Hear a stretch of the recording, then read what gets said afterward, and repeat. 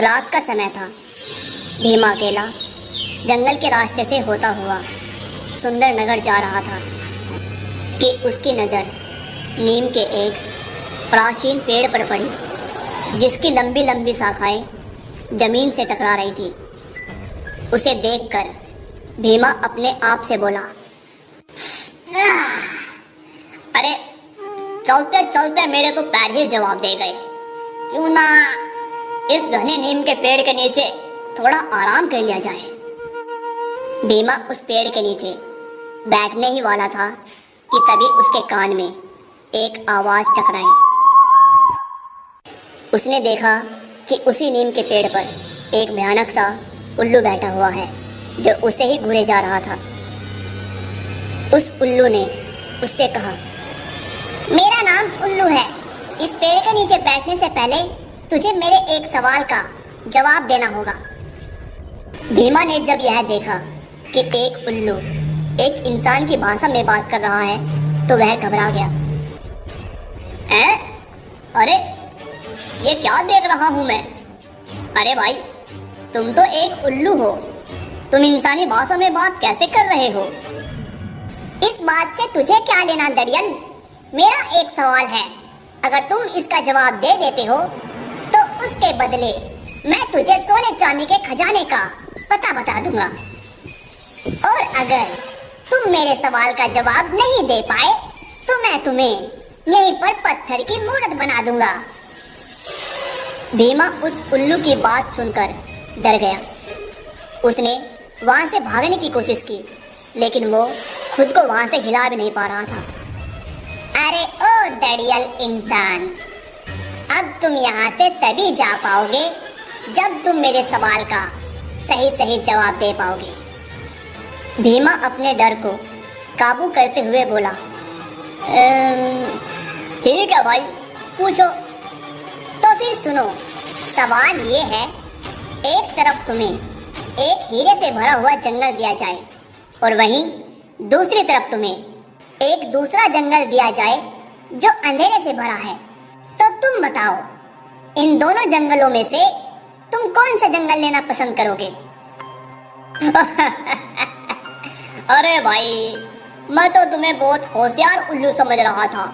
ये सोच रहा था कि पता नहीं तुम कितना कठिन सवाल पूछोगे, पर तुम तो लुल्लू हो, इतना आसान सा सवाल पूछा। अरे जाहिर सी बात है, मैं हीरो से भरा हुआ जंगल लेना पसंद करूंगा। और क्या, अपनी तरह लुल्लू समझा है क्या? भीमा की बातें सुनकर उल्लू की आंखों से अचानक लाल रंग की लेजर निकली और भीमा वहीं खड़ा खड़ा पत्थर का बन गया। अगले दिन सुंदर नगर का राजा विक्रम सिंह अपने महल में बेचैनी से टहल रहा था। उसी समय उनकी रानी वहां आई और उनसे बोली, क्या हुआ जी? आपके चेहरे पे ये चिंता की लकीरें क्यों दिखाई दे रही है? अब तुम्हें क्या बताऊं रूपमती, कल दूसरे राज्य से मेरा एक गुप्तचर कोई संदेश लेकर मेरे पास आने वाला था और वो अभी तक मेरे पास नहीं पहुंचा। तभी राजा विक्रम सिंह का मंत्री दौड़ते हुए राजा विक्रम सिंह के पास पहुंचा। महाराज, महाराज, जिस बात का डर था वही हुआ। पहेलियां मत पूछो मंत्री जी, सही सही बताओ, आखिर हुआ क्या है? महाराज, हमारी गुप्तचर भीमा को हमारे राज्य के कुछ नागरिकों ने उसी रास्ते से महल की ओर आते हुए देखा था जिस रास्ते में वही नीम का घना पेड़ पड़ता है। महाराज, यह सुनकर राजा के चेहरे पर चिंता की लकीरें और भी ज्यादा दिखाई देने लगी। मंत्री जी, सभी नगरवासियों को संदेश भिजवा दो कि सभी नगरवासी हमारे महल के सामने इकट्ठा हो जाएं। मैं उन सब के सामने एक जरूरी ऐलान करना चाहता हूँ। सभी लोग राजा के महल पर पहुँचे। कुछ ही देर में सभी नगरवासी महल के सामने इकट्ठा हो गए और राजा अपने महल की छत पर खड़ा होकर सभी लोगों से बोला, मेरे सुंदर नगर के वासियों, आज मैं ये ऐलान करता हूँ कि तुम में से कोई भी नगरवासी उस रास्ते से कभी आना जाना नहीं करेगा जिस रास्ते में वह नीम का प्राचीन पेड़ पड़ता है। अगर तुम लोगों को वहां से कोई व्यक्ति आता या जाता दिखाई दिया तो तुम्हारा कर्तव्य है कि उसे उधर जाने से रोके और वहां की असलियत बताएं। ठीक है, समझ गए सब लोग? जी जी महाराज, हम सब समझ गए हैं। महाराज की जय, महाराज की जय। इतना कहकर राजा फिर से अपने कमरे में बेचैन सा होकर टहलने लगा कि तभी राजा की पुत्री तारा और उसका पति, जो कि किसी दूसरे राज्य का राजकुमार था, राजकुमार जयदेव, राजा से बोला, उस नीम के पेड़ के बारे में तो तरह तरह की अफवाहें हैं महाराज, मैंने भी सुन रखी है। आखिर उस पेड़ का रहस्य क्या है? महाराज, कहते हैं कि उस नीम के पेड़ पर एक भयानक सा उल्लू रहता है जो लोगों से एक अजीबोगरीब सवाल करता है और उसका सही जवाब ना देने पर मासूम और गरीब लोगों को पत्थर का बना देता है। अगर ऐसी बात है महाराज, तो मैं आपके नगर वासियों को उस उल्लू के जादू से मुक्ति दिलाऊंगा। नहीं राजकुमार, ऐसी गलती से भी मत करना। अरे नहीं महाराज, मुझे मत रोको, मैं भी उस उल्लू के सवाल को सुनना चाहता हूँ। तभी राजकुमार की पत्नी तारा राजकुमार से बोली, मैं भी आपके साथ चलूंगी। आप मेरे पिता के राज्य के लिए इतना सब कुछ कर रहे हैं, तो मेरा भी तो कुछ कर्तव्य बनता है। राजकुमार सहदेव अपनी पत्नी तारा को लेकर दोपहर के समय उसी प्राचीन नीम के पेड़ के पास पहुंच जाते हैं। राजकुमार ने देखा कि उस पेड़ के पास एक बहुत ही सुंदर सा तालाब था और तभी राजकुमार को उस तालाब में कुछ पत्थर की मूर्तियां तैरती हुई दिखाई दी। राजकुमार अपनी पत्नी तारा से बोला, मुझे लगता है ये वही निर्दोष मासूम इंसान है जिन्हें पत्थर का बना दिया गया। राजकुमार ने इतना बोला ही था कि तभी राजकुमार के कानों में उसी उल्लू की आवाज टकराई।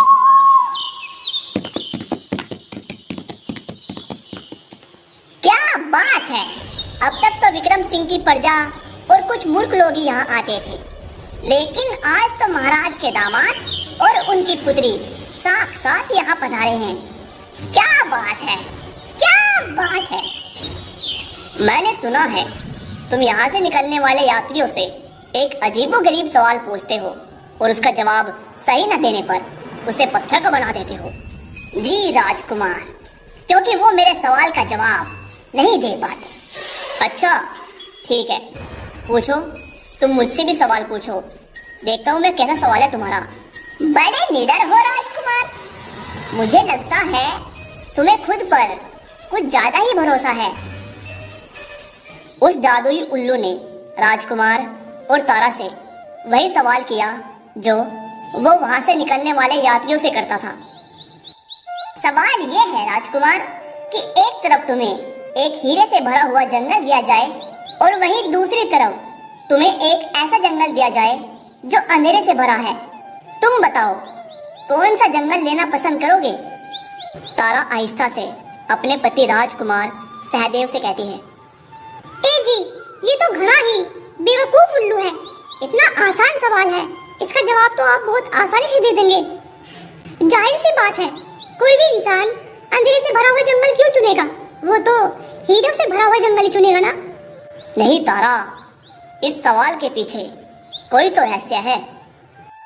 राजकुमार उस जादुई उल्लू से बोला, उल्लू जी, मैं अंधेरे से भरा हुआ जंगल चुनूंगा।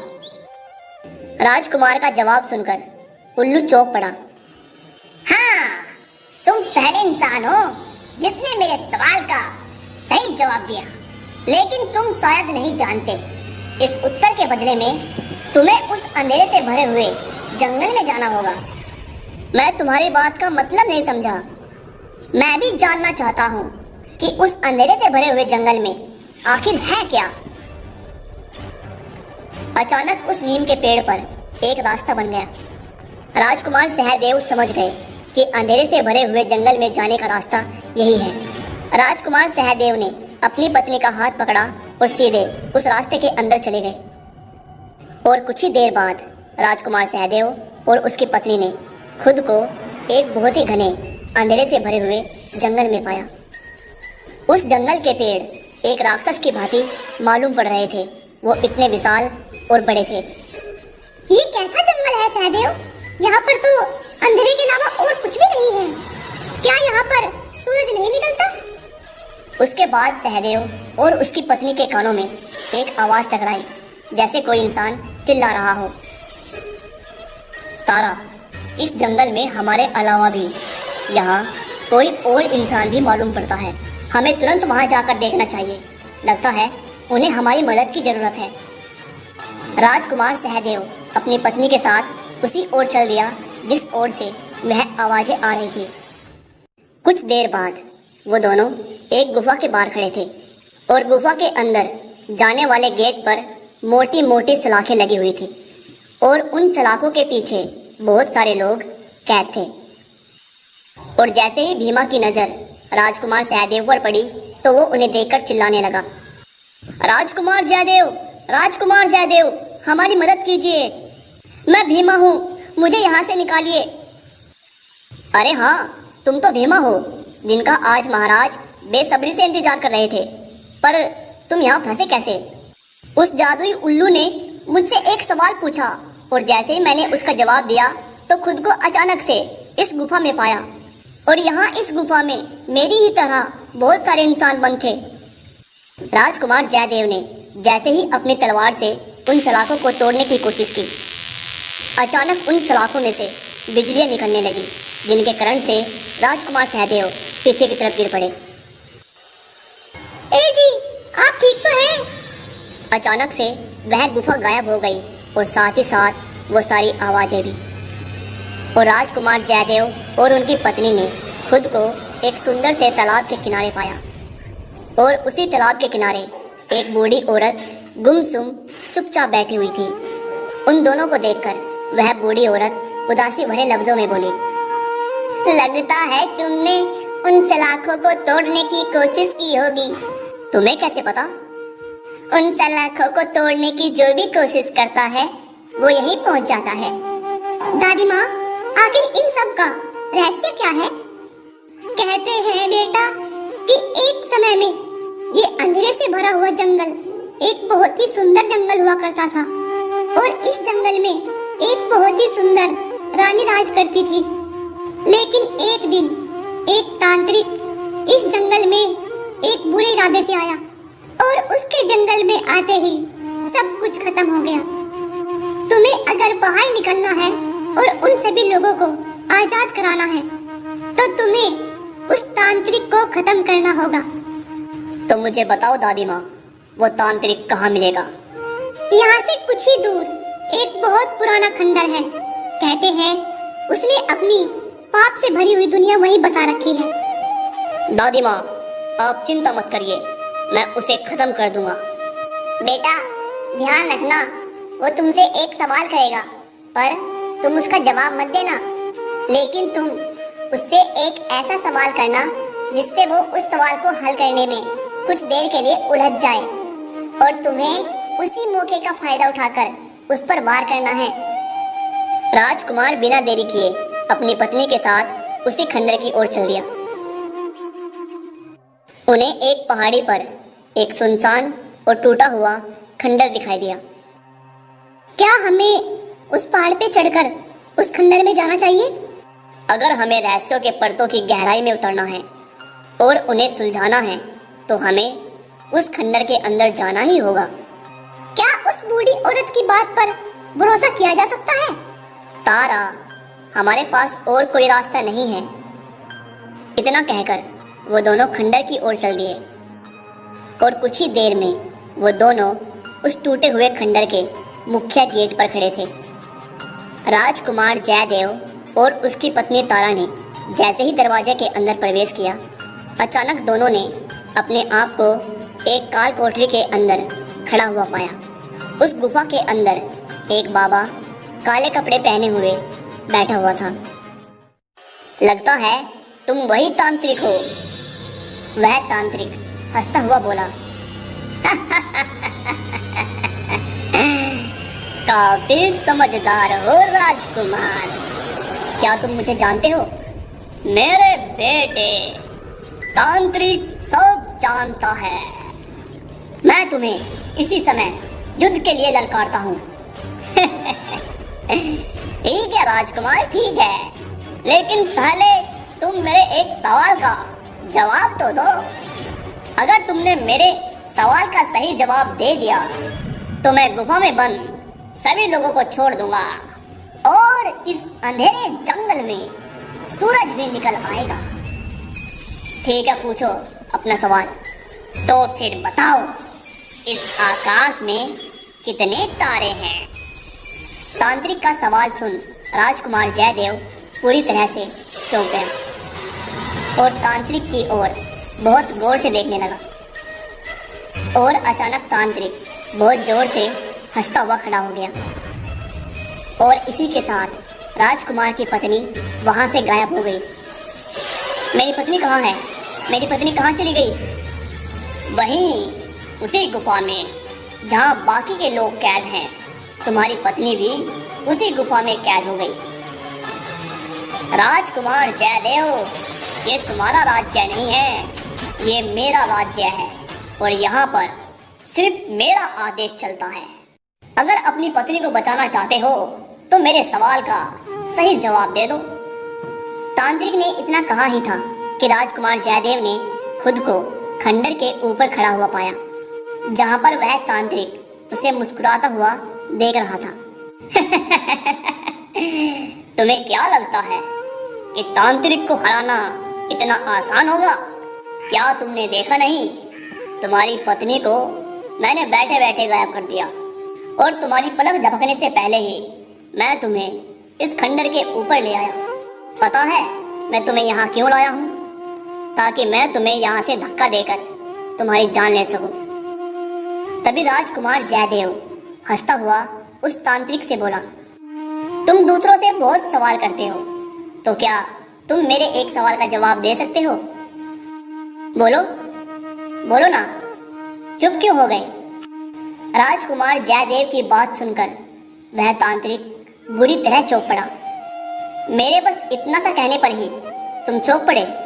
तुम तो एक बहुत बड़े तांत्रिक हो, तो बताओ ना, क्या तुम मेरे एक प्रश्न का उत्तर दे सकते हो? अगर नहीं दे सकते तो इस जंगल को हमेशा के लिए छोड़कर चले क्यों नहीं जाते? बोलो, कुछ तो बोलो। अच्छा, तो ये बात है, तांत्रिक सब जानता है। पूछो, क्या पूछना चाहते हो?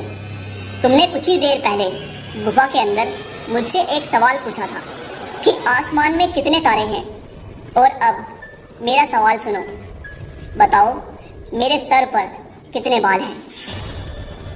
तांत्रिक जयदेव के बालों को बहुत गौर से देखने लगा। उसके देखने के ढंग से ऐसा लग रहा था कि जैसे वह जयदेव के बालों को गिनने का प्रयास कर रहा हो और बहुत ही जल्द बालों की गिनती करने में सफल भी होने वाला हो। और अचानक राजकुमार जयदेव ने अपनी तलवार निकालकर उस तांत्रिक पर वार कर दिया।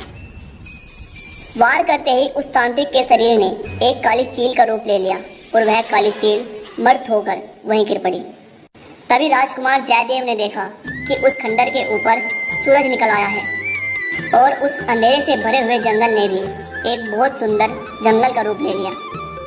अगले दिन राजकुमार जयदेव ने स्वयं को उसी नीम के पेड़ के नीचे खड़ा हुआ पाया और इसी के साथ तारा और बाकी सभी लोग भी जो उस गुफा के अंदर कैद थे सब आज़ाद हो चुके थे। और कुछ ही देर में वह उल्लू उड़ता हुआ राजकुमार के पास आकर खड़ा हो गया और वह एक सुंदर स्त्री के रूप में परिवर्तित हो गया। तुम्हारा बहुत बहुत धन्यवाद राजकुमार। मुझे पता था कि तुम उस अंधेरे से भरे हुए जंगल को पार करके उस तांत्रिक तक जरूर पहुंच जाओगे। मुझे एक बात समझ नहीं आ रही है कि यहाँ पर एक तालाब बहता था, वो कहाँ पर गया? और दूसरी बात, तुम तो इंसानों को पत्थर बना देती थी, फिर वो सब उस अंधेरे जंगल में जाकर उस गुफा में बंदी कैसे बन जाते थे? यहाँ पर इन लोगों का शरीर पत्थर का बन जाता था और उस अंधेरे जंगल की गुफा में उनकी आत्मा कैद हो जाती थी। तुम्हें जो उस सुंदर तालाब के पास बूढ़ी औरत मिली थी, वो मेरी माँ थी। राजकुमार जयदेव उसकी बात सुनकर बुरी तरह चौंक पड़ा। बरसों पहले उस तांत्रिक ने मुझे अपने सवालों में उलझाकर मुझे उल्लू बना दिया और मेरे जंगल पर कब्जा कर लिया। तब से मैं हर यात्री से बस एक ही प्रश्न पूछती थी। मैं जानती थी मेरे प्रश्न का बिल्कुल सही उत्तर वही दे सकता है जिसके दिल में इंसानियत होगी, और वो तुम थे, राजकुमार जयदेव। इतना कहते ही वह सुंदर औरत वहां से गायब हो गई और सुंदर नगर में सब कुछ सही हो गया। अगर कहानी अच्छी लगी हो तो प्लीज़ कहानी को लाइक किए बिना मत जाना, और ऐसी कहानियों के लिए चैनल को सब्सक्राइब करना मत भूलना। मिलते हैं एक और ऐसी कहानी में, तब तक के लिए बहुत बहुत धन्यवाद।